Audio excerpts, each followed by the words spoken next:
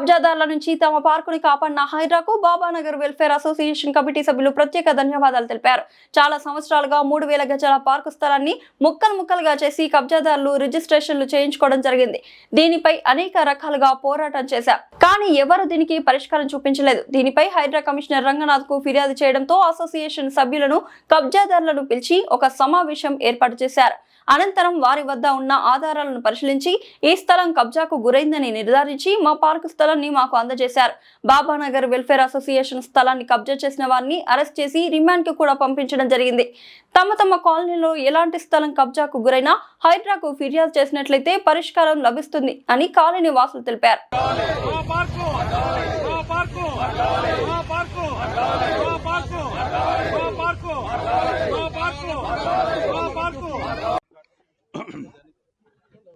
నాచారం సమీపంలో ఉన్నటువంటి మల్లాపూర్లోని బాబానగర్ కాలనీలో 3000 గజాలకు పైగా పార్కు స్థలం, అంటే పార్కుకు కేటాయించినటువంటి స్థలం 3 దశాబ్దాలకు పైగా కబ్జాలో ఉన్నది. కొన్ని దుష్టశక్తులు ఈ పార్కు స్థలాన్ని ఆక్రమించి వాటికి లేని నంబర్లు సృష్టించి ఆ పార్కు స్థలాన్ని ముక్కలుగా చేసి తమలో తాము పంచుకొనడం, బయట వాళ్లకు అమ్మేసి వందల వేల కోట్ల రూపాయలు సమకూర్చుకోవడం అనేటువంటిది జరిగింది. 3 దశాబ్దాలుగా మేము చేస్తున్నటువంటి ఈ కాలనీ స్థలాన్ని రక్షించుకునేటందుకు మేము చేస్తున్నటువంటి ప్రయత్నాలు అనేటువంటివి విఫలమవుతూనే వచ్చాయి. మా పోరాటం కొనసాగుతూనే ఉంది. కానీ పార్కుని ఏ శక్తులైతే ఆక్రమించాయో వాళ్ళు రకరకాలైనటువంటి ఒక కులాన్ని, ఒక మతాన్ని, ఇలా రకరకాలైనటువంటి వాటిని అడ్డం పెట్టుకొని కాలనీలో ఉండేటువంటి వాళ్ళందరినీ కూడా భయోత్పాతానికి గురి చేసి, అంటే ఈ విషయమై పోలీసులకు కంప్లైంట్ ఇచ్చినా, అటు జిహెచ్ఎంసీ కంప్లైంట్ ఇచ్చినా, ఎటువంటి వారికి కంప్లైంట్ ఇచ్చినా కూడా వాళ్ళ మీద కులం పేరుతో చిట్టాడనేటువంటి కేసులు పెడతామని, ఇతరమైనటువంటి కేసులు పెడతామని బెదిరించడంతో కాలనీ వాసులు ఎవరూ కూడా ముందుకు వచ్చేటువంటి పరిస్థితి లేకపోయింది ఈ 3 దశాబ్దాల కాలంలో. అయితే 2024 అంటే 1.5 సంవత్సరం కిందట తెలంగాణలో ఏర్పాటైనటువంటి హైడ్రా అనేటువంటిది ఈ కాలనీ వాళ్ళకి చాలా ఒక వరంలాగా వచ్చింది.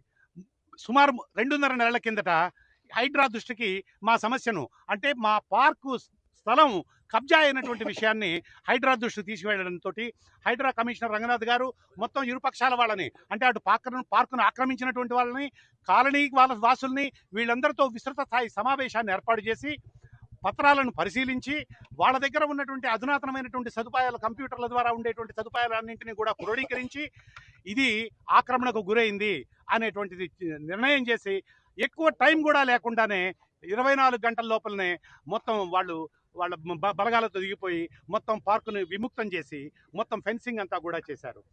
దీనికి సంబంధించి ఈ ప్రధానమైనటువంటి ఆక్రమణదారు అయినటువంటి బొట్టసాయిలు అనేటువంటి వ్యక్తిని అరెస్ట్ చేసి పబ్లిక్ ప్రాపర్టీని కబ్జా చేసినందుకు గాను అరెస్ట్ చేసి రిమాండ్కు పంపించడం జరిగింది. ఇందు మూలంగా నేను తెలియజేసేటువంటిది ఏంటంటే, రంగనాథ్ గారి ఆధ్వర్యంలో హైడ్రా హైదరాబాద్లో 1000కి పైగా ఎకరాలను ఇప్పటికే ప్రైవేట్ ఆక్రమణల నుంచి, కబ్జాల నుంచి విముక్తం చేసింది.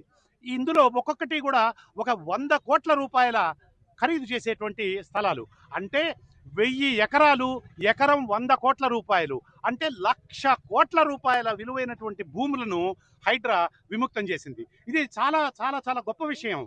ఇంకా హైదరాబాద్లో అనేకమైనటువంటి చోట్ల నాలాలు, పార్కులు, చెరువులు ఇటువంటివి చాలా చాలా ఆక్రమణకు గురైనాయి.